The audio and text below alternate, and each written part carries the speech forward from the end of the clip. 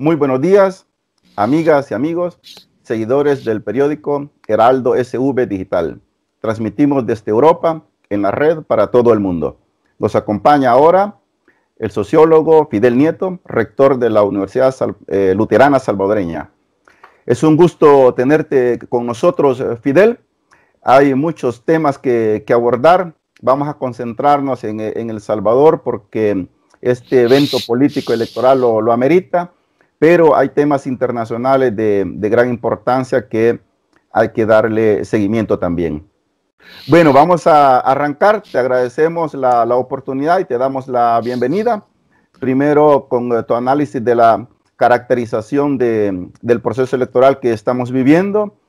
Y ustedes como Luterana trabajaron junto a otras universidades, han lanzado 2 encuestas. La última fue hace unos pocos días. Nos llama la atención algunas características de estadísticas de esas encuestas, algunas láminas, por ejemplo, sumando los indecisos o la gente que ya pensó por quién votar, pero que puede cambiar idea frente a la papeleta, suma más o menos un 20%. Entonces, ¿cuál es tu perspectiva? Al parecer, el voto duro del partido electoral Arena se mantiene a pesar de todos los desastres internos que tienen, pero el FMLN sube levemente, sin embargo no baja. Te damos la bienvenida de nuevo y danos tu análisis. Bueno, gracias. Les agradezco mucho que hayan generado este espacio para poder intercambiar algunas opiniones sobre la situación nacional, sobre la coyuntura. Yo creo que antes de entrar al detalle de las encuestas, es como importante intentar caracterizar ante qué tipo de proceso electoral estamos ubicados.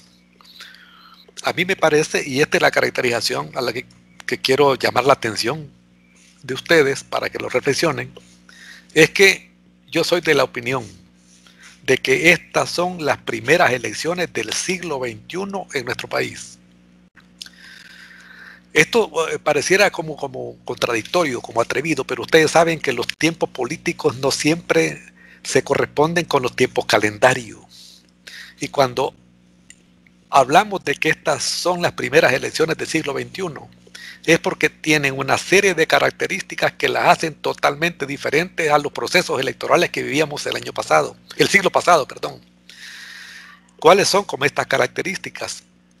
Primero, es que a mí me parece que estas elecciones cierran todo este largo periodo de casi 30 años a lo que le hemos llamado posguerra, el periodo de la posguerra. Ustedes saben que la posguerra se abre desde los acuerdos de paz hasta nuestros días. Y tenían como estos acuerdos de paz dejaron como protagonistas, como prácticamente dueños del escenario político, del sistema político del país, a los partidos políticos, pero esencialmente a los partidos políticos originados del anterior conflicto armado, a Arena y el FMLN. Por supuesto que el FMLN como partido político es totalmente diferente a lo que fue el FMLN como movimiento guerrillero, como movimiento insurgente, pero los partidos políticos Arena y FMLN han sido los principales protagonistas, los dueños, los que han controlado el quehacer político en estos últimos 20 y tantos años. Pues ese largo periodo me parece a mí que está llegando a su fin.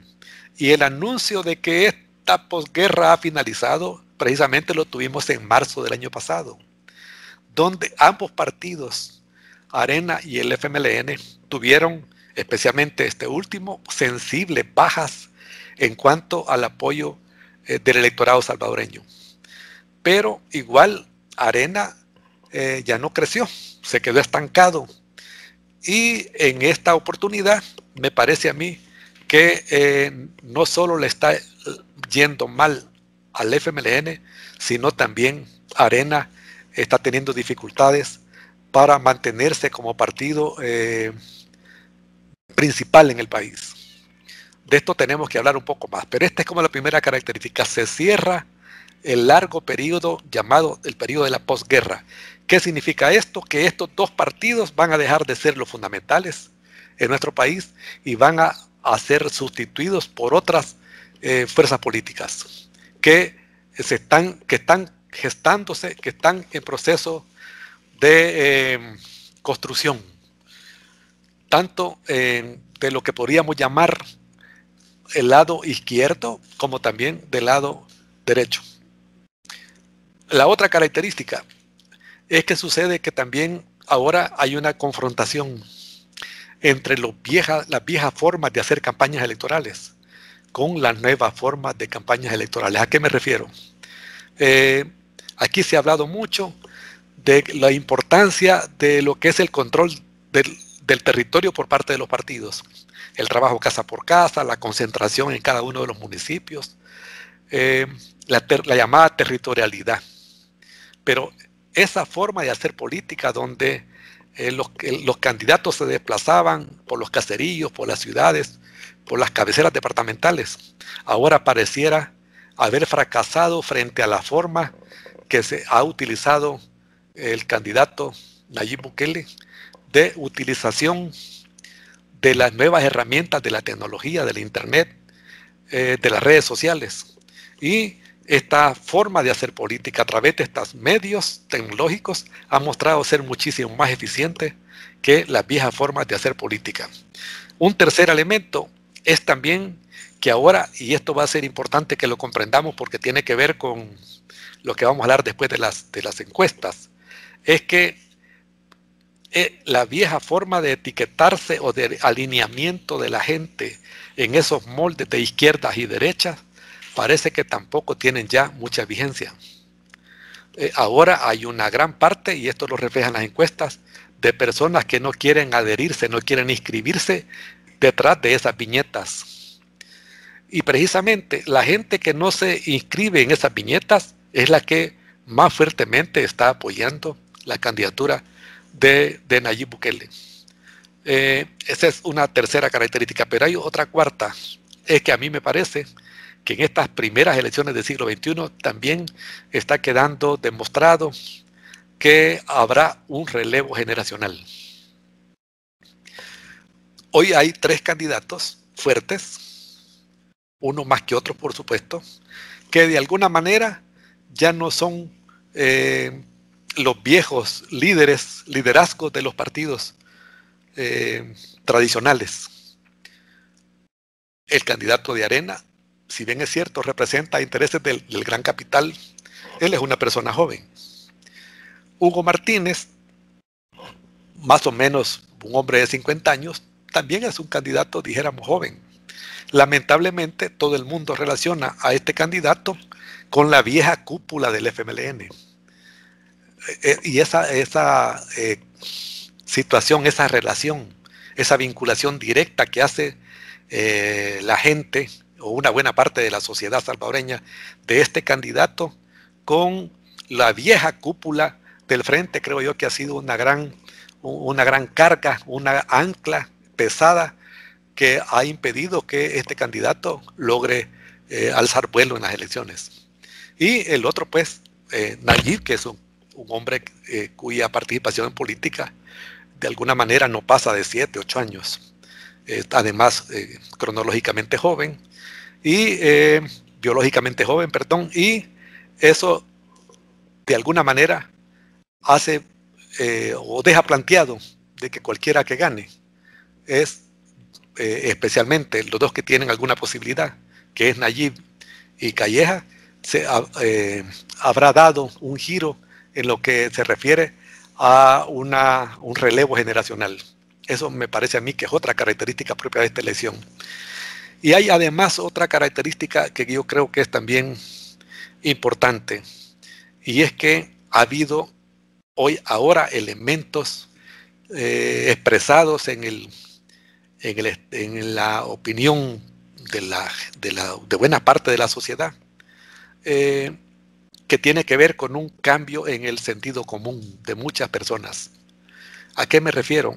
Ustedes y vos especialmente, bueno, no sé si el amigo de España también es salvadoreño, pero El caso tuyo, Andrés, que eres salvadoreño, cercano en tu origen a Anastasio Aquino, eh, con vínculos con los nonualcos, no sé si los aceptás o te haces el desentendido, pero bueno, yo sé que tenés parte de tu ombligo ahí, y tus hijos también, valga la broma. Sucede que hay un dicho bien común, y es que es mejor lo viejo conocido que lo nuevo por conocer. Ese dicho popular tan extendido ahora se ha invertido.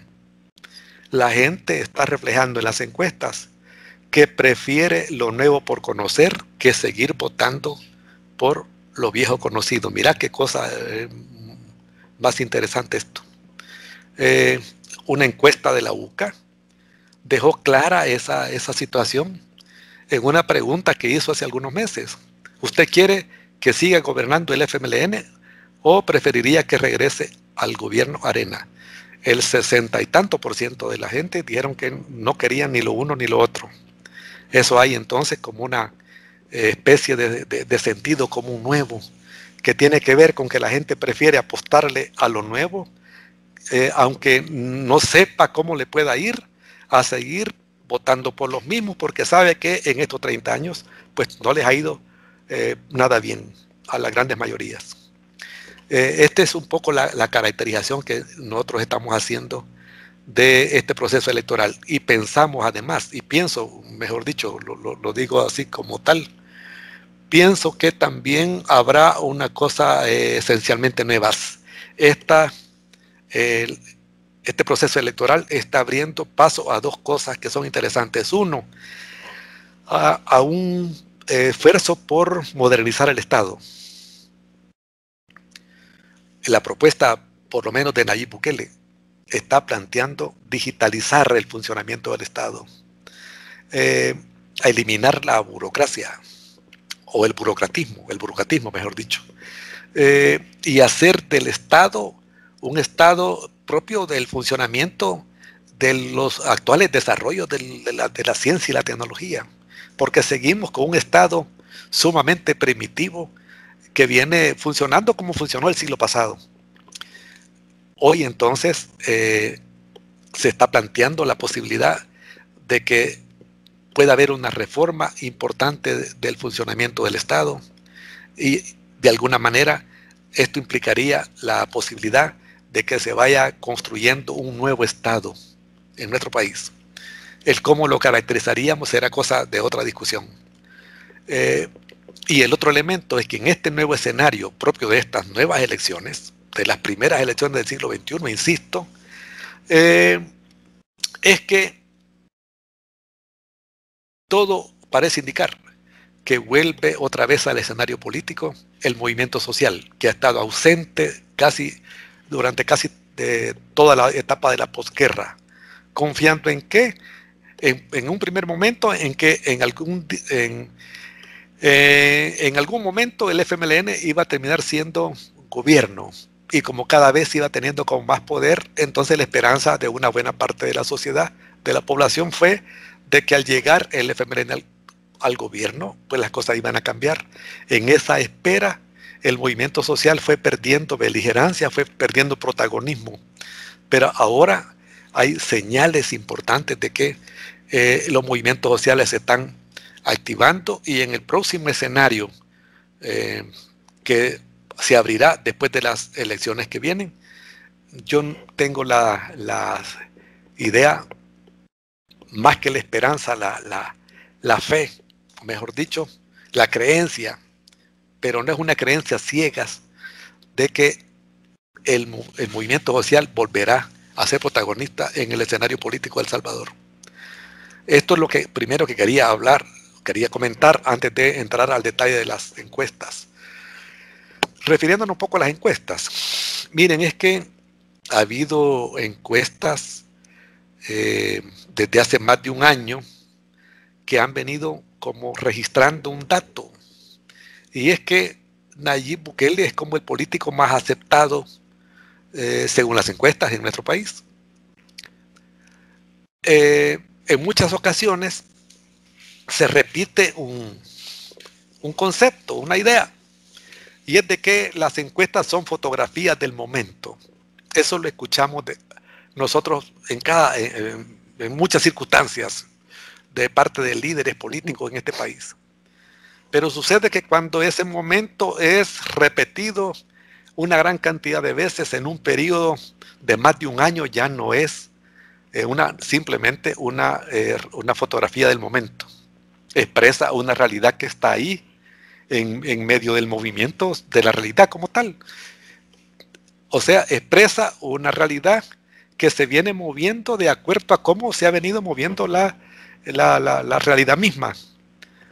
Esto creo yo que no se puede obviar, no se puede ignorar. Es decir, no es una encuesta únicamente que en un mes y un día determinado ha dado esos resultados, sino que son múltiples encuestas en un periodo largo. Eso es entonces un dato como duro de la realidad. Por más de un año, este candidato se ha mantenido como la figura predominante en términos de las simpatías de la mayoría de la población. Ese es como un primer dato. El otro, en las últimas encuestas, lo que va a aparecer, nosotros como Universidad Luterana, somos parte de un agrupamiento, de una asociación de universidades que funciona con el nombre de Asociación Consejo Nacional de Rectores del Salvador y que se abrevia CONARES. Nosotros dispusimos en esta contienda electoral irrumpir con nuestro centro de investigaciones, del cual nosotros somos parte como Universidad Luterana Salvadoreña, en este ámbito de la opinión pública. Y hemos hecho 4 encuestas, de las cuales no publicamos la primera porque la vimos como un ensayo únicamente, pero sí hemos publicado las últimas, y la más reciente nos da como un dato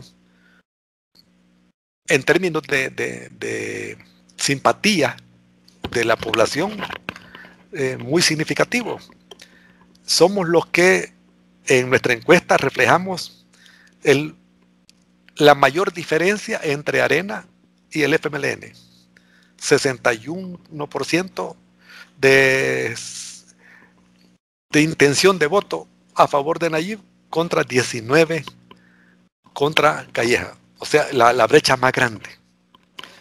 Vamos a ver, ¿verdad? Porque las otras tampoco andan tan lejos. Andan entre 57, 58, ¿verdad? Y dependiendo de los criterios, andan unas por 20, otras por 30 de parte del otro partido. Pero hay como 2 constantes. Uno, que Nayib siempre sale arriba, con una distancia considerable. Y 2, que el tercero es el FMLN, que anda entre 13, que nos salió a nosotros en nuestra última encuesta, pero para otras encuestas sale con un nivel mucho más bajo, de 6, 7 puntos. Esa es un poco la situación de las encuestas. Otro dato. Ustedes me preguntaban sobre las personas que han dicho que pueden cambiar su opinión. En efecto, hay como un 15, 20%. Pero, según lo que se conoce de las experiencias, que esas personas que o dicen no saber por quién votar todavía o que pueden cambiar de opinión, al final se decantan de acuerdo a los porcentajes que las encuestas vienen reflejando en términos de simpatía para cada candidato. O sea, no se tiene registro de que el 20%, por ejemplo, va a decidirse de los que cambian el voto, van a cambiar el voto para una sola dirección.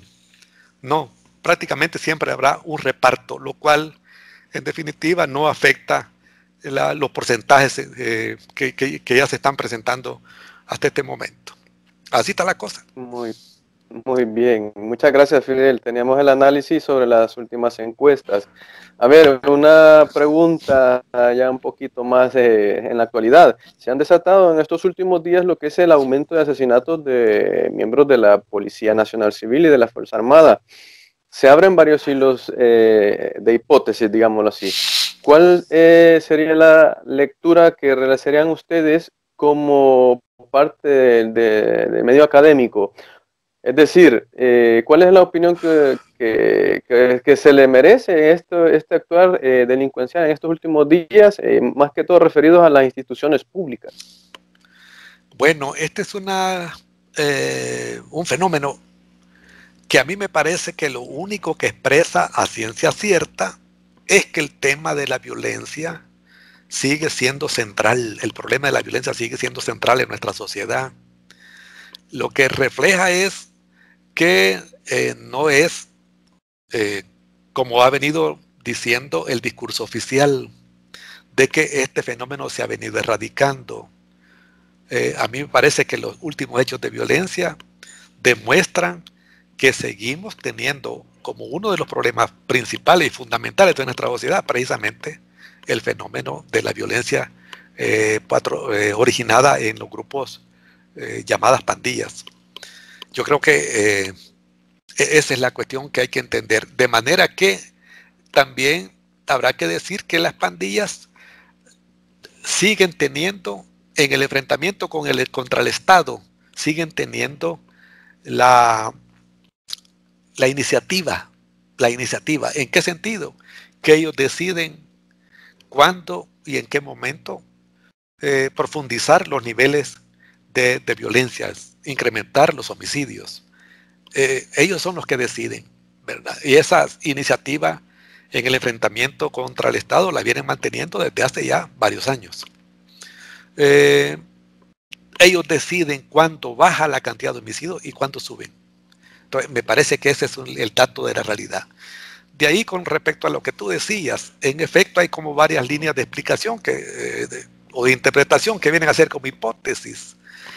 Una de ellas es que hay intereses de algunas fuerzas que pueden estar pensando en perder las elecciones, en que se desate una campaña de inseguridad, de terror, que inhiba a buena parte de la población a ir a votar, para que entonces los que más arriesguen a salir en un ambiente de inseguridad sean los votos duros. Y eso supuestamente beneficiaría a los partidos tradicionales. Esa es como una línea de interpretación que se ha venido como conociendo, ¿verdad? Luego hay otras opiniones que tienen que ver, por ejemplo, con el hecho de que esta ola de violencia está siendo como patrocinada por algún interés partidario, ¿verdad? Y se ha escuchado hasta opiniones o informaciones de las cuales nosotros no tenemos confirmación ni constancia de que hay liderazgos que han estado entendiéndose con estos pandilleros. Hubo una publicación de un periódico digital llamado El Faro, del cual sin duda ustedes ya tendrán conocimiento, donde aparece uno de los fundadores de Arena, que todavía sigue activo y tiene mucho que ver en la campaña electoral actual, diciendo que para hacer su campaña en el territorio han tenido que llegar a acuerdos con pandillas. Entonces está también ahí en el ambiente como esa opinión. Pero a mi juicio, lo único que uno con solvencia puede decir es que el fenómeno de la violencia sigue siendo o gravitando fuertemente en nuestra sociedad, que en este enfrentamiento entre las pandillas y el Estado, las pandillas conservan la iniciativa y ellos deciden cuándo, dónde y cómo golpean, cuándo suben o cuándo bajan el nivel de violencia y en este caso el nivel de homicidios. Esa sería como mi opinión. No me aventuraría que esto tiene una dedicatoria concreta. Eso yo creo que sería muy delicado y arriesgado decirlo. Excelente, Fidel. Bien, el candidato de Gana y Nuevas Ideas presentó su plan de gobierno y se ha desatado una ola de críticas en todos los sectores, a todo nivel, y como sos un intelectual salvadoreño y estudioso, dirigente de una de las mejores universidades de El Salvador. ¿Qué podrías opinar sobre las críticas que se hacen de plagio del contenido del plan de gobierno de Bukele? A nivel académico, ¿podrías hacer un análisis que eso es válido o se tuvo que haber justificado algunos textos en pie de página? ¿Cuál es tu opinión al respecto? Bueno, desde el punto de vista académico, el plan que ha presentado Nayib, el plan de gobierno, no era para ser sometido a un jurado académico, era para lanzarlo como un conjunto de ideas y de propuestas a la sociedad en su conjunto. A mí me parece que cuando se aparecen esas críticas señalando que le faltaban pies de páginas y comillas a algunos tramos del trabajo, en realidad esas críticas son reales, pero están como agarrando el árbol por las hojas, ¿verdad? Yéndose por las ramas, y quizás ni por las ramas, sino por las hojas. Muy poco se ha escuchado de críticas de contenido. Se ha dicho de que no tiene comillas, de que no tiene pie de páginas, y de que algunas ilustraciones que se mostraron son sacadas del aeropuerto de Dubái, de los trenes veloces de otros países, pero esa no es la cosa, ¿verdad? Nadie ha dicho que poner un tren rápido desde Aguachapán hasta La Unión sea un retroceso de la sociedad. Sí se ha criticado el asunto del aeropuerto. Yo no tengo ningún estudio que me diga de que un aeropuerto en el departamento de La Unión puede ser útil para el desarrollo de la zona o no. No voy a emitir opinión en eso. Pero esas críticas, esos señalamientos de plagio y todo eso, me parece a mí que no son el centro, no debería ser el centro de la discusión, del debate.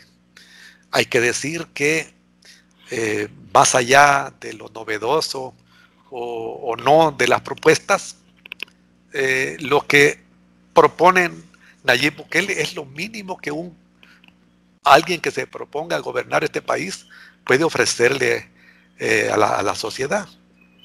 Me parece que son pasos importantes que otros gobiernos desde hace 20, 30 años debieron, o son obras que debieron impulsarse desde hace mucho tiempo. No es ninguna novedad lo que está propuesto ahí, salvo la digitalización del Estado, pero de cualquier manera también esto debió hacerse antes. Entonces yo no le pongo mucha atención a eso y creo que la sociedad tampoco. Hay que decir que los amigos del FMLN presentaron su propuesta y no causó ningún comentario, ninguna controversia. Eso tampoco es bueno, ¿verdad? Porque ¿qué significó eso? Que no tuvo la divulgación suficiente, que no tuvo el impacto en la sociedad.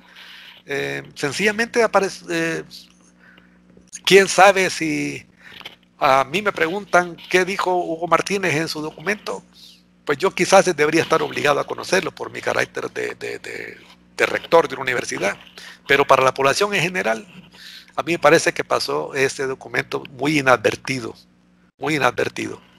Y el otro candidato, pues tampoco tiene ningún documento a estas alturas y ya faltan menos de 15 días para la contienda electoral. Entonces pensar que a estas alturas una propuesta de Callejas va a mover la mesa o la voluntad de los electores, ya a estas alturas me parece a mí que no tendrá mucho sentido. En conclusión, esa cantidad de críticas fuertes sobre el tema de las comillas o de los pies de página, quizás tuvo que ver con que no tenían los otros partidos argumentos como para entrarle a críticas de fondo. Porque como les digo, ese fue un documento, según yo he escuchado, donde participó muchísima gente con opiniones y tampoco estaba sometido a un concurso o a una defensa de tesis para que frente a un jurado pues se vieran también toda esa cantidad de detalles propios de un trabajo puramente académico. Claro, esas entre comillas debieron ponérsele, esos pie de páginas también, pero creo yo que eso es irse por las hojas del rábano, como dicen.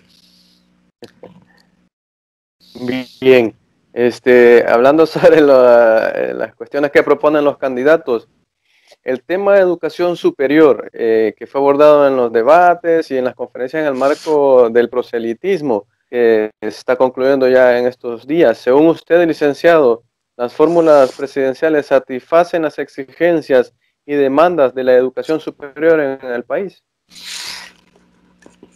Quiero decirles que a mi juicio y hasta lo que he logrado ver de las opiniones, de las propuestas, el tema de la educación sigue pendiente de una discusión a fondo en nuestro país. Y en cuanto a lo que es educación superior, quiero comentarles de que mi asociación, de la cual soy presidente, de CONARES, de la que les he hablado, giró cartas a los 3 principales candidatos para escuchar directamente en una reunión formal entre los candidatos y nuestra asociación, y hasta ahora no hemos tenido ninguna respuesta. Me parece que no es el fuerte de ninguna de las fórmulas presidenciales el tema de la educación superior, porque si tuvieran propuestas debatibles ya en el marco de una reunión con rectores, pues a lo mejor se hubieran dado un tiempo. Y si no, o no hay propuestas robustas, o tampoco es prioridad para ellos el tema de la educación superior. Lo que hemos visto, y lo digo de manera crítica para todos, lo que hemos visto es que están hablando de llevar las facultades en cada departamento, y eso es bueno. Se está hablando de dar becas, eso es excelente, de buscar becas en el exterior, magnífico, pero no hay un planteamiento, a mi juicio, que resuelva un problema más sistémico. Y es que no podemos esperar una educación superior de calidad si las bases desde la muy temprana edad no se fortalecen y no se ve el sistema educativo como algo único, que tenga propósitos claros, definidos en cuanto a cómo la educación debe contribuir a crear una sociedad más humana, más justa, más productiva, en paz. Una sociedad pacífica. No logro yo entender, sino que siento que todavía hay mucho que discutir en ese aspecto. Bien, ahora entremos a otro argumento. El gran capital y los partidos electorales, Arena y el FMLN, estarían preparados para poder soltar el gobierno, que se ha venido hablando que las 2 vigas maestras después de los mal llamados acuerdos de paz fue el esquema del bipartidismo, ¿no? Tipo el Estados Unidos, que se turnaran 2 periodos un partido, otros 2 periodos otro partido, 1 y 1, 3 y 3, más o menos esa era la teoría. Pero surge una tercera fuerza política, que es este fenómeno social y político de nuevas ideas. Entonces, ¿consideras que Arena, el FMLN, el gran capital salvadoreño, extranjeros, es posible, estarían asimilando este proceso tímidamente democrático en El Salvador y soltar fácilmente el gobierno? Yo creo que lo primero que hay que plantear al respecto es que según los datos, ¿verdad?, las encuestas, lo más seguro es que si las elecciones se respetan, si la voluntad popular se respeta, si las elecciones se desarrollan democráticamente como tal, lo más seguro es que gane Nayib Bukele. Yo creo que eso es importante. Pero hay algunos datos de la realidad que lo obligan a uno a desconfiar de que esas elecciones del próximo 3 de febrero transcurran de la forma en que uno quisiera que transcurrieran, democráticas, en paz, libres y con el profundo respeto a la voluntad del electorado. Por ejemplo, ese tema de que se quemaron unos instrumentos que tienen que ver con la transmisión de datos, con unas explicaciones poco creíbles de parte de las autoridades del país, con un comunicado del FMLN como que si ya estaba hecho antes de que se sucedieran los acontecimientos, ha preocupado a mucha gente.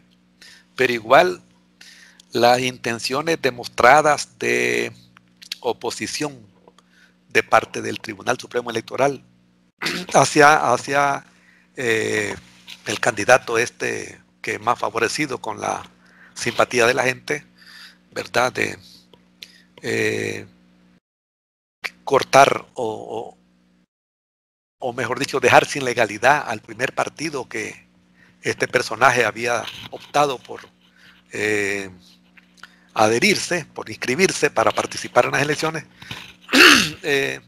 y otra serie de obstáculos que se vieron abiertamente, que fueron apareciendo ahí de manera premeditada de parte del Tribunal Supremo Electoral, hacen sospechar de que a una buena parte de la población, que a lo mejor estas elecciones no sean tan justas ni tan democráticas como quisiéramos. Pero además hay otros datos que hay que tomar en cuenta. Prácticamente ahora en estos últimos días, semanas quizás de la campaña, a lo que aparece es que hay como una alianza de los dos principales partidos tradicionales, del FMLN y de Arena, en contra del otro partido. Pareciera eso como ya un acuerdo. Y tiene lógica. ¿Por qué tiene lógica? Lo primero que me imagino que se proponen ambos partidos es impedir que Nayib gane en primera vuelta. ¿Eso qué significa? Que a Arena le conviene, le interesa, necesita que el FMLN suba su nivel de votación.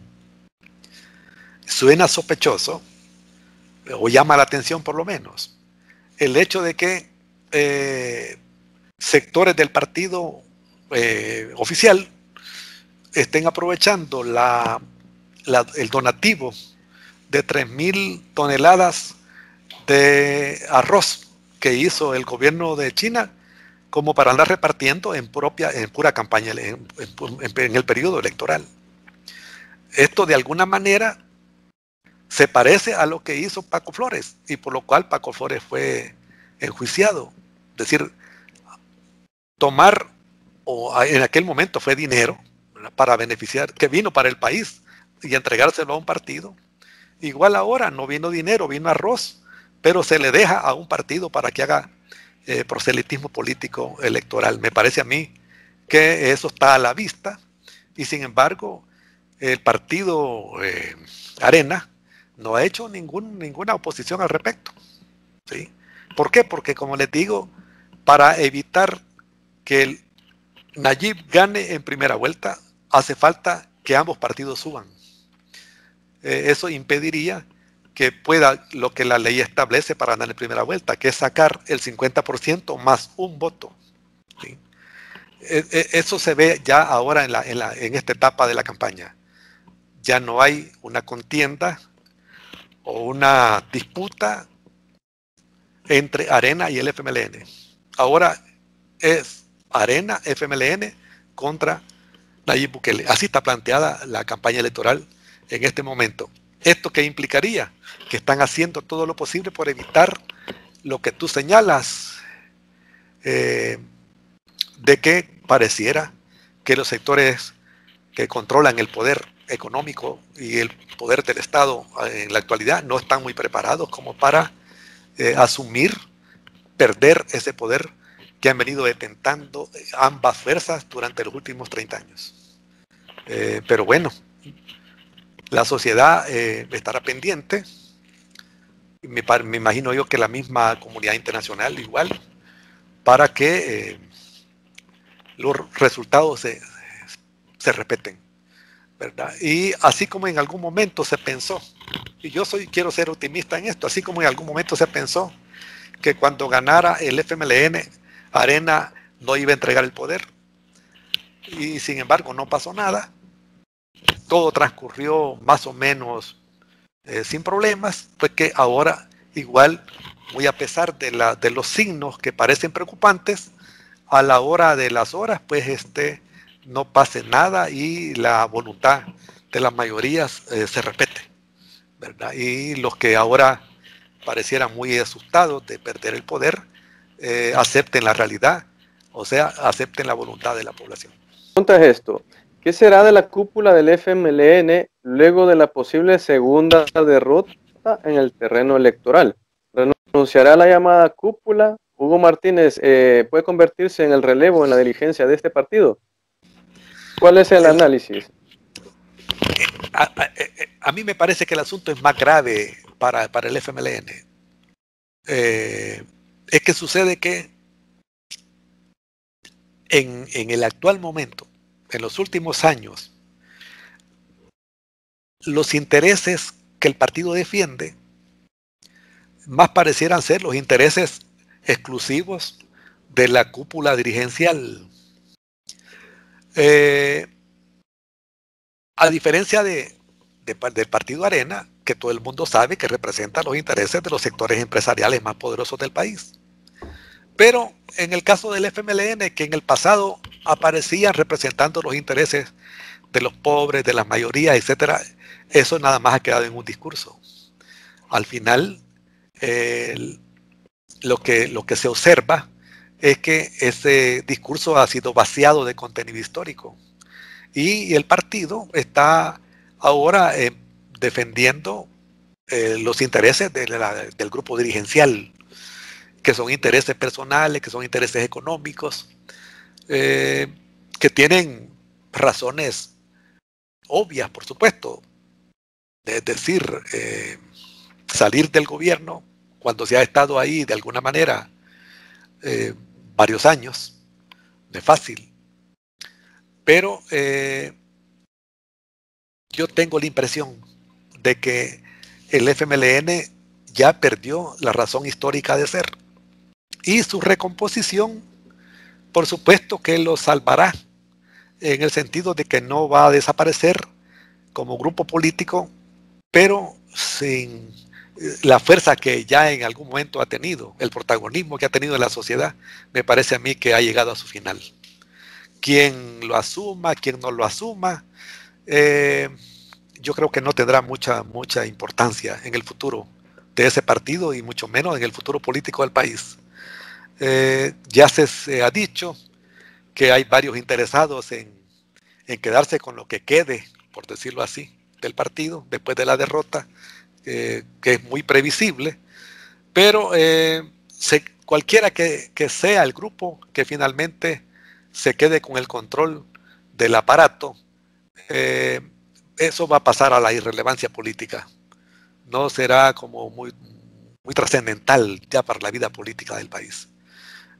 Yo creo que no debiera ser motivo como de preocupación o de discusión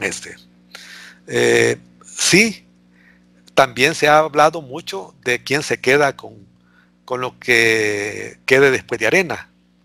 Y se ha querido señalar de parte de algunos sectores de Arena, primero, de que el responsable de la posible derrota de Arena será el anterior, uno de los dos que compitieron por la candidatura, el señor Javier Simán.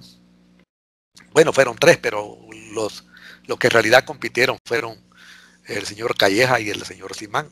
Pues hay sectores que han querido como responsabilizar desde ya a Simán de una posible derrota de Arena. Y le atribuyen de que el señor Javier Simán está interesado en hacerse del partido después de la derrota. Eso también se está diciendo mucho. Pero al parecer Javier Simán ha declarado que no tiene ningún interés en hacerse del control del partido. Entonces, en ambas situaciones, el futuro de ambas fuerzas políticas está bastante en ascuas, por decir así, en lo incierto, en el ámbito de la duda, de lo que hay que esperar que sucede, de lo impredecible. Pero te digo, en lo del frente, hace un tiempo yo estuve pensando en que el ejercicio intelectual de quiénes se quedan o quiénes se van, si renuncia a la cúpula o no, creo yo que ya no tiene mucho sentido. Hablando con gente del FMLN que uno conoce, yo conozco una buena parte de los que son los dirigentes, han dicho que no es cierto que Medardo, el actual secretario general, sea fácil de remover de ahí, ¿verdad? Que puede mantenerse. ¿Sí? Entonces, ya sea que se mantenga o se vaya, el papel del frente habrá quedado diezmado, me parece a mí, para los tiempos que vienen, por muchos años. Y esa es una cosa que ustedes deben tener en cuenta. Ustedes han de conocer ya este dato. Ningún partido que sale del gobierno en El Salvador desde hace 50 años ha vuelto a recuperarlo. El PCN, en un golpe de Estado lo sacó, ya no volvió. El PDC gobernó como 2 periodos, ya no volvió. Luego sale Arena, y ahora que se suponía que podía volver, pues la cosa se ha puesto complicada. Y el frente, a todas luces, se sale y difícilmente volverá de nuevo. Esa es como una constante histórica que se da en este país. Partido político que sale del gobierno nunca regresa. Nunca regresa. Bien, para ir cerrando, Fidel, Muy bien. Tu pronóstico, se va a definir todo en primera vuelta. Yo creo que si se respeta la voluntad de la gente, si las elecciones se desarrollan tranquilamente, en libertad, yo creo que las encuestas van a consolidarse en la práctica, y que en definitiva va a resultar ganador en primera vuelta. Eso dicen todas las encuestas, por lo menos las que salieron en enero, diciembre, ¿verdad? Pero no, pueden haber otras cosas, habrá que esperar, sí. Además, para bien del país, creo yo, sería conveniente que se resuelva eso en primera vuelta. ¿Por qué? Porque a estas alturas la salud mental de la población está siendo tremendamente impactada con tanto anuncio en la televisión, con tanto anuncio en los carteles en la calle. En fin, ya pasar otro mes más, creo yo, sería abusar de la salud mental de la población. Entonces, aparte del gasto que implica, están hablando de más de 10 millones de dólares, que significa una nueva vuelta. Claro, eso le conviene a los partidos, porque cada voto vale 5 y algo más de dólares, ¿no? Entonces, si hay 2 vueltas, pues es doble paga. Pero lo que es bueno para los partidos no necesariamente es bueno para la sociedad. Yo, como persona, así como Fidel Nieto, estoy a favor de que eso se resuelva de una vez el próximo 3 de febrero. Así están las cosas. Bien, excelente. Te agradecemos mucho por tu tiempo. Un saludo para la diáspora salvadoreña. Bueno, gracias, y ojalá tengamos otra plática inmediatamente después de la votación. Desde luego, y queda pendiente en los temas internacionales también de abordar. Perfecto, de acuerdo. Ok. Cuídense mucho. Muchas gracias, Fidel. Bien, gracias a ustedes. Un abrazo Hasta fuerte. luego.